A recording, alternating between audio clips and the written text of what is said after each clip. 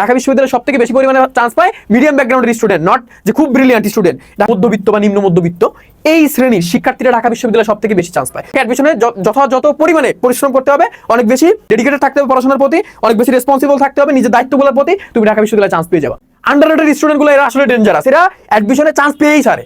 Don't get depressed, মন খারাপ করবা না, পরিশ্রম করো, পড়াশোনায় লেগে থাকো, ভাই তোমার ঢাকা বিশ্ববিদ্যালয়ে চান্স হবে। আন্ডাররেটেড স্টুডেন্টগুলো এই বান্দাগুলা এরা একটা জিনিস, অ্যাডমিশনে এরা সেরা লেভেলের রেজাল্ট করে। তুমি দেখবা ধূপধাপ টপ 10 এর ভিতরে চলে আসছে, যে কোনো পাবলিক ইউনিভার্সিটি, বড় বড় পাবলিক ইউনিভার্সিটি পরীক্ষায় একদম দেখবা টপ 10 এর ভিতরে চলে আসছে। অনেক বেশি মেধাবী একটা প্রবলেম থাকে কি, ফ্যামিলির প্রেশার, একটা রেসপন্সিবিলিটির জায়গা যে আমার চান্স পাওয়াই লাগবে।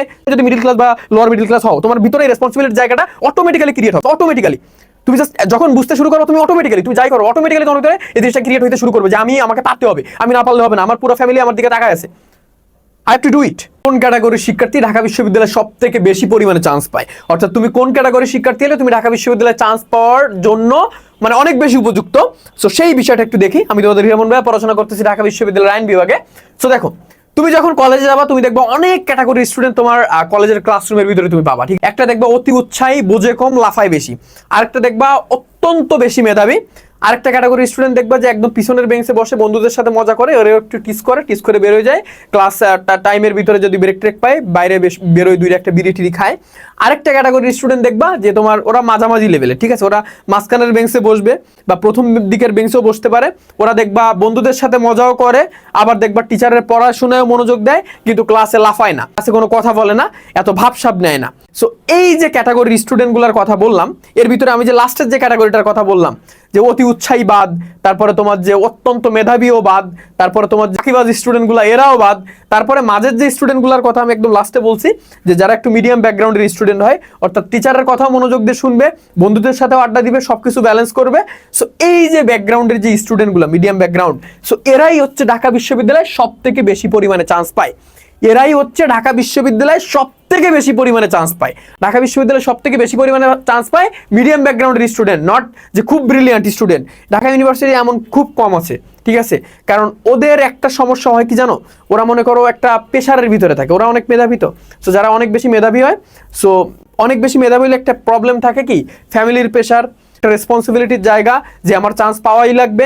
তো এই রেসপন্সিবিলিটির জায়গা, ফ্যামিলির প্রেশার সবকিছু মিলাই ও একটা চাপের মুখে পড়ে যায় এবং ওর কাছে চান্স পাওয়াটা অনেক বেশি টাফ হয়ে যায়। ভীষণ টাইমে এই জিনিসটা ঘটে। সো গার্ডিয়ানদের এই বিষয়ে একটু সতর্ক হওয়া উচিত যে একটা স্টুডেন্ট খুব হইলেও তার প্রতি অনেক বেশি এক্সপেকটেশন না রাখা উচিত। স্টুডেন্ট তার নিজের মতো কি করবে, চেষ্টা করবে সে ভালো করার, কারণ অ্যাডমিশনে ভালো করলে লাভটা ওর। সো এই মিডিয়াম ব্যাকগ্রাউন্ডের স্টুডেন্ট যদি তুমি হও, তুমি খুব ভালোভাবে কি করতে পারবা, চান্স পাইতে পারবা। আমি পড়াশোনার ক্ষেত্রে বললাম। আর এরপরে কি আছে, মিডিল ক্লাস। এখন এই মিডিল ক্লাসটা আমি কোন মানে বেসিসে মাপলাম, এটা কিন্তু তোমার পড়াশোনার মিডিল ক্লাস না, আমি বলতেছি আর্থিক দিক দিয়ে আর কি মধ্যবিত্ত বা নিম্ন মধ্যবিত্ত এই শ্রেণীর শিক্ষার্থীরা ঢাকা বিশ্ববিদ্যালয়ে সব থেকে বেশি চান্স পায়। তুমি যদি ঢাকা বিশ্ববিদ্যালয়ে সবগুলো শিক্ষার্থী দেখো, সবগুলো শিক্ষার্থী দেখলে তুমি দেখতে পাওয়া যায় 95% প্লাস শিক্ষার্থী তোমার এই যে মধ্যবিত্ত বা নিম্ন মধ্যবিত্ত পরিবারের সন্তান, ঠিক আছে। সো তুমি যদি মধ্যবিত্ত বা নিম্ন মধ্যবিত্ত পরিবারের সন্তান হও এবং তুমি যদি চিন্তা করো এই ভাই আমি কি ঢাকা বিশ্ববিদ্যালয়ে চান্স পাবো, আমি কেউ ঢাকায় যেয়ে কোচিং করতে পারতেছি না, আমি তো একটা বড় জেলা শহরে কোচিং করতে পারতেছি না, আমি কি পারবো, আমার দ্বারা কি সম্ভব? সম্ভব। তুমি মধ্যবিত্ত বা নিম্ন মধ্যবিত্ত পরিবারের সন্তান হইলেও তোমার দ্বারা ঢাকা বিশ্ববিদ্যালয়ে চান্স পাওয়া সম্ভব এবং ঢাকা বিশ্ববিদ্যালয় এই লেভেলের শিক্ষার্থী সব থেকে বেশি পরিমাণ চান্স পায়। সো এরা কেন চান্স পায়? এখন তুমি যদি একটা মিডল ক্লাস ফ্যামিলিতে জন্মগ্রহণ করো, তোমার অনেকগুলো কি থাকে, অনেকগুলো বাধা থাকে, অনেকগুলো এমবার্গো থাকে, তোমার মানে কাঁধে একটা লায়াবিলিটি থাকে, তোমার কাঁধে একটা রেসপন্সিবিলিটি থাকে, ভাই যে আমার স্বপ্ন পূরণ করতে হবে, আমার মা বাবাকে আমার ভালো রাখা লাগবে। সো দ্যাটস ওয়াই আমি পড়াশোনা করতে রাজি, আমি আমার নিজের মানে সর্বোচ্চটা দিয়ে পড়াশোনা করবো, অ্যাডমিশন আমি ঢাকা বিশ্ববিদ্যালয়ে চান্স পাবো, আমি জীবনে ভালো কিছু করতে চাই। সো এই যে রেসপন্সিবিলিটির জায়গাটা, তুমি যদি মিডল ক্লাস বা লোয়ার মিডল ক্লাস হও, তোমার ভিতরে এই রেসপন্সিবিলিটির জায়গাটা অটোমেটিক্যালি ক্রিয়েট হবে, ঠিক আছে, অটোমেটিক্যালি। তুমি জাস্ট যখন বুঝতে শুরু করো, তুমি অটোমেটিক্যালি তুমি যাই করো, অটোমেটিক্যালি তোমার ভিতরে এই জিনিসটা ক্রিয়েট হইতে শুরু করবে যে আমাকে পারতে হবে, আমি না পারলে হবে না, আমার পুরো ফ্যামিলি আমার দিকে তাকায় আছে, I have to do it. So এই যে রেসপন্সিবিলিটির জায়গা থেকে তুমি ঢাকা ইউনিভার্সিটিতে চান্স পাওয়ার মতো একটা ফোর্স তুমি পাবা এবং তুমি চান্স পাবা। এবং দেখা যাচ্ছে যে যাদের মনে খুবই, তুমি যদি অনেক বেশি ধনী হও, দেখবা যে তোমার খুব বেশি একটা প্যারা নাই যে আমি এখন অ্যাডমিশন দিচ্ছি, আমি যদি অ্যাডমিশন না হয় আমি একটা প্রাইভেটে পড়বো, আমি এনএসইউ বা ব্র্যাকে ভর্তি হয়ে যাবো, ঠিক। বাট তোমার যদি এত বেশি টাকা না থাকে, তুমি বুঝতে পারবো যে আমার এনএসইউতে পড়ার মতো টাকা নেই, ব্র্যাকে পড়ার মতো টাকা নাই। সো আমার যে কোনো একটা পাবলিক ইউনিভার্সিটির দিকে দৌড়াইতে হবে। পাবলিক ইউনিভার্সিটির দিকে দৌড়ালে ঢাকা ইউনিভার্সিটি তোমার জন্য সর্বোচ্চ শিক্ষা প্রতিষ্ঠান। সেই ক্ষেত্রে কি করতে হবে, তোমাকে অ্যাডমিশনে যথাযথ পরিমাণে পরিশ্রম করতে হবে, অনেক বেশি কি করতে হবে, ডেডিকেটেড থাকতে হবে পড়াশোনার প্রতি, অনেক বেশি রেসপন্সিবল থাকতে হবে নিজের দায়িত্বগুলোর প্রতি, তুমি ঢাকা বিশ্ববিদ্যালয়ে চান্স পেয়ে যাবা, ড্যাম শিওর, ঠিক আছে, গ্যারান্টেড। তারপরে কি আছে দেখো, not meritorious but hard working. আমি একটা গ্রুপের স্টুডেন্টের কথা তোমাদেরকে বলছি না, যে সকল পোলাপান দেখা যাচ্ছে যে কলেজের লাস্ট বেঞ্চে বসে বন্ধু বান্ধবরা টিস করে, তারপরে বিড়ি খাইতে যায় তাদের টিফিন ব্রেকে। সো এই পোলাপানগুলা, ঠিক আছে, এই পোলাপানগুলার ভিতরে যারা, এটা কিন্তু খুব বেশি মেধাবী হয় না, এই পোলাপানগুলার ভিতরে যারা হার্ড ওয়ার্কিং হয়, এরা ঢাকা বিশ্ববিদ্যালয়ে চান্স পায় বা অন্যান্য ইউনিভার্সিটিতে চান্স পায়। এই বিষয়টা একটু টুইস্টেড না, টুইস্টটা তোমার একটু বুঝাই। ধরো এই সকল পোলাপান, এরা কিন্তু কেউ বিশ্বাস করে না, এরা কেউ বিশ্বাসই করে না, ঠিক আছে, ও লাস্টের বেঞ্চে বসে, এরা কেউ বিশ্বাস করে না, ওর ফ্যামিলি পর্যন্ত বিশ্বাস করে না ও ঢাকা বিশ্ববিদ্যালয়ে চান্স পাইতে পারে, ঢাকা বিশ্ববিদ্যালয়ে বাদ, ও যে অ্যাডমিশনে চান্স পাইতে পারে এটা ওর ফ্যামিলি পর্যন্ত বিশ্বাস করে না। কিন্তু ওই যে ছেলে, ও যখন বুঝতে পারে অ্যাডমিশন টাইমে, ওই যে ফাঁকিবাজটা, ও যখন বুঝতে পারে অ্যাডমিশন টাইমে যে আমার একটা রেসপন্সিবিলিটির জায়গা চলে আসছে, মেরিটোরিয়াস না, কিন্তু ওই যে ও বুঝতে পারে যে আমি অনেক পাপ করে ফেলছি, কিসে পাপ করে ফেলছি, আমি কিন্তু আমার পুরো এসএসসি লাইফে অনেক পাপ করে ফেলছি, আমার এই পাপটাকে মোচন করতে হবে, ঠিক। এই পাপটা মোচন করার জন্য ওই বান্দা গরু গাধার মতো পড়াশোনা শুরু করে। এবং আমি দেখছি আমার অনেক ফ্রেন্ড, এরকম অনেক ফ্রেন্ড, তুমি মেডিকেল বলো, ইঞ্জিনিয়ারিং বলো, ঢাকা ইউনিভার্সিটি বলো বা অন্যান্য ইউনিভার্সিটি বলো, আমার অনেক ফ্রেন্ড, এখন আমি ওদের সাথে যাদের সাথে আড্ডা দিতাম, এমন অনেক বান্দা এখন ভালো ভালো ইউনিভার্সিটিতে পড়ে। ওরা এই যে আড্ডা মারতো একসাথে, ঠিক আছে, আমরা অনেক মজা করতাম, বাট দেখা যাচ্ছে যে সবসময় ওদের সাথে থাকতাম না, বাট ওরা অনেক মজা করতো। সো তারপরে দেখতাম যে অ্যাডমিশন টাইমে জানতাম যে ভালো করবে, যে এত ভালো করবে কেউ বিশ্বাস করতো না। তারপরে আমরা তো দেখি যে পোলাপান কিভাবে আসলে ভালো করে, কারণ ওর ওই যে মন মানসিকতাটা পুরো পরিবর্তন হয়ে যায় অ্যাডমিশনে। আমরা পরে যখন শুনলাম কিরে মামা তুই তো একটা কোপ দিলি, তখন বলে মামা আমি তো আসলে পাপ করে ফেলছিলাম, বাট অ্যাডমিশনে বুঝতে পারছি আমার এখন এটা শুধরাইতে হবে। সো এইভাবে সে কিন্তু একটা কামব্যাক দিতে পারে, বুঝতে পারছো, সে একটা কামব্যাক দিতে পারে।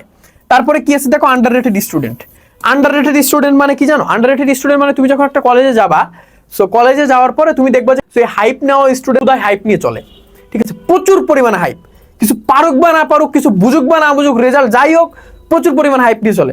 ওরা হাইপ নিয়ে চলবে, ওরা কিন্তু একদম লোয়ার ক্যাটাগরির স্টুডেন্ট, ওরা বোঝে কম, শুনে কম, জানে কম, কিন্তু ওরা দেখবা যে কিছু মেরিটোরিয়াস বন্ধু বান্ধব বানায় ফেলায়, ওরা ওদের সাথে চলাফেরা করে, ভীষণ একটা হাইপ নিয়ে চলে। সো এই হাইপ নেওয়া স্টুডেন্ট বাদে আরেকটা ক্যাটাগরি স্টুডেন্ট থাকে আন্ডাররেটেড, যারা ভালো স্টুডেন্ট কিন্তু ওদের কলেজে মূল্যায়ন হয় না, যারা ভালো স্টুডেন্ট কিন্তু কলেজে দেখবা ওদের কোনো মূল্যায়ন নেই, ভালো স্টুডেন্ট ঠিক আছে চুপচাপ থাকে, এইরকম যে আন্ডাররেটেড স্টুডেন্টগুলা, এই বান্দাগুলা, এরা এক একটা জিনিস, এরা একটা মাস্টারপিস ভাই, কেমনে জানি বের হয়ে যায় অ্যাডমিশন, এরা সেরা লেভেলের রেজাল্ট করে। তুমি দেখবা ধুপধাপ টপ 10 এর ভিতরে চলে আসছে, যে কোনো পাবলিক ইউনিভার্সিটি, বড় বড় পাবলিক ইউনিভার্সিটি পরীক্ষায় একদম দেখবা টপ 10 এর ভিতরে চলে আসছে। সো এই পাবলিকগুলা এরা আসলে ডেঞ্জারাস, আন্ডাররেটেড স্টুডেন্টগুলো এরা আসলে ডেঞ্জারাস, এরা অ্যাডমিশনে চান্স পেয়েই ছাড়ে। তুমি ওর মেধার মূল্যায়ন করবা না, ওর মেধার মূল্যায়ন করাই নিবে, তোমার দিয়ে করা নিবে, সমাজের চোখেও তার বৃদ্ধাঙ্গুল পুড়ে দিবে, এক আমি পারি, আমার দ্বারা সম্ভব। সো এই ক্যাটাগরি স্টুডেন্ট যদি তুমি হয়ে থাকো, ডোন্ট গেট ডিপ্রেসড, মন খারাপ করবা না, পরিশ্রম করো, পড়াশোনায় লেগে থাকো, ভাই তোমার ঢাকা বিশ্ববিদ্যালয়ে চান্স হবে। শুধু ঢাকা ইউনিভার্সিটিতে, তুমি অ্যাডমিশনে যে কয়টা ইউনিভার্সিটিতে পরীক্ষা দিবা, প্রত্যেকটা সিঙ্গেল ইউনিভার্সিটিতে তোমার চান্স হবে। নোট ইট ডাউন, লিখে রাখো, আমি হিরামন তোমার আজকে বললাম, তুমি চান্স পাবা, just believe in yourself. So এই ক্যাটাগরি স্টুডেন্ট যদি তুমি হও ভাই, তোমার পুরা পথ ক্লিয়ার। আর যারা মেধাবী শিক্ষার্থী, তোমাদের কাছে আমি একটা কথা বলবো, আমার অনেক ফ্রেন্ড ছিল, আমি তোমাদের কাছে মানে রিকোয়েস্ট করব, তোমরা অনেক বেশি পেইন নিবা না, তোমরা ফ্যামিলির রেসপন্সিবিলিটির জায়গা থেকে অনেক বেশি পেইন নিয়ে ফেলো, ঠিকই তো অনেক মেধাবী, আমার কলেজের রেজাল্ট ভালো, এই একটা পেইন নিয়ে ভাই বোর্ডে স্ট্যান্ড করা পাবলিক ঢাকা, আমার অনেক ফ্রেন্ড ঢাকা ইউনিভার্সিটিতে চান্স পায় নাই, যারা পাইছে ওদের ম্যারিট একদম অনেক 1500, 1600, 1700, বোর্ডে স্ট্যান্ড করা পাবলিক সবগুলা অসাধারণ মেধাবী, ওদের সাথে জীবনে একটা কলেজের একটা সিঙ্গেল পরীক্ষায় পারি নাই। সো এইগুলা ওদের সাথে হয়েছে শুধুমাত্র ফ্যামিলির প্রেশার আছে ওদের, পরে ওদের নিজেদের মনে করো যে অ্যাডমিশন টাইমে যে আমি এত ভালো করছি, আমি যদি অ্যাডমিশনে ভালো না করতে পারি আমার মানুষ কি বলবে, এই একটা বাজে প্রেশারের কারণে ওরা আর কি এইরকম সিচুয়েশনে পড়ে। সো তোমরা যারা মেধাবী আছো, তোমাদের নিজেদের সিদ্ধান্ত নিবা, তোমরা সেরা একটা রেজাল্ট করতে পারো, ঠিক আছে, তোমরা সেরা একটা রেজাল্ট করার মতো অ্যাবিলিটি রাখো, কারণ তোমরা আগে থেকেই ভালো, বুঝতে পারছো।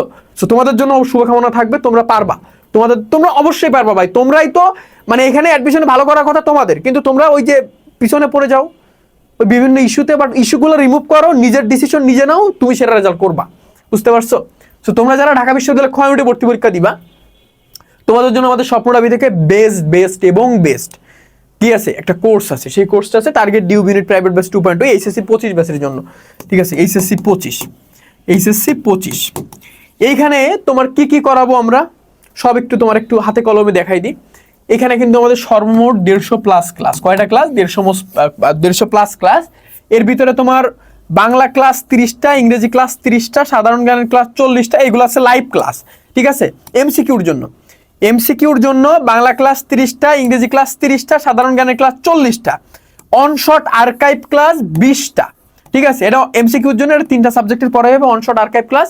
লাইভ ক্লাস শুরু হওয়ার আগে অনশট আর্কাইভ ক্লাসগুলো করবা, তোমার পুরা basic A to Z clear করে নিবা। তুমি ঢাকা বিশ্ববিদ্যালয়ে চান্স পাওয়ার জন্য কিভাবে পড়বা, কোন টপিকগুলো পড়বা, কোনভাবে পড়লে তোমার জন্য পড়াটা ইফেক্টিভ হয়, ইচ অ্যান্ড এভরিথিং এই 20টা ক্লাসের মাধ্যমে জেনে যাবা। তারপরে সলভ ক্লাস থাকবে 20টা, এক্সাম থাকবে 30টা, ডিউ টাইপ ওয়েমার শিটে এক্সাম দিতে পারবা। তারপরে কি আছে দেখো, ঢাবির অনুরূপ ওয়েমার শিট থাকবে। আমাদের এই যে ঢাবি খ রিটেন বুকটা দেখতে পাচ্ছ, সব থেকে বড় একটা চমক কিন্তু এই স্বপ্ন ঢাবির ঢাবি খ প্লাটিনাম রিটেন বুক। ঠিক আছে, একটা বেস্ট একটা প্রিমিয়াম একটা বুক। ঠিক আছে, তারপরে রিটেন খাতা রাখবে। এই বইয়ের ভিতরে তোমরা কোর্সে ভর্তি হলে এই বইটা তোমার বাড়ি পৌঁছে যাবে, তোমার কোনো খরচ লাগবে না, বইটা আমাদের কোর্সের সাথে ফ্রি। আমরা আমাদের খরচে তোমার একদম নিকটবর্তী কুরিয়ার সার্ভিস, সুন্দরবন কুরিয়ার সার্ভিসে পাঠাই দিব। রিটেনের জন্য বাংলা ইংলিশের 20টা ক্লাস ফ্রি, অর্থাৎ আমাদের এমসিকিউ কোর্সে ভর্তি হলে রিটেন কোর্স পূর্ণাঙ্গ ফ্রি। ঠিক আছে, প্লাটিনাম রিটেন বুক তোমার বাসায় চলে যাবে, প্রিমিয়াম লেকচার শিট পাবা। আর কি লাগে, একটা স্টুডেন্টের আর কিচ্ছু লাগে না। তোমার টেবিলে 3টা বই থাকবে। কিসের বই থাকবে? বাজারে প্রচলিত যে কোনো ভালো ব্র্যান্ডের 3টা বই থাকবে, আমরা বলে দিব।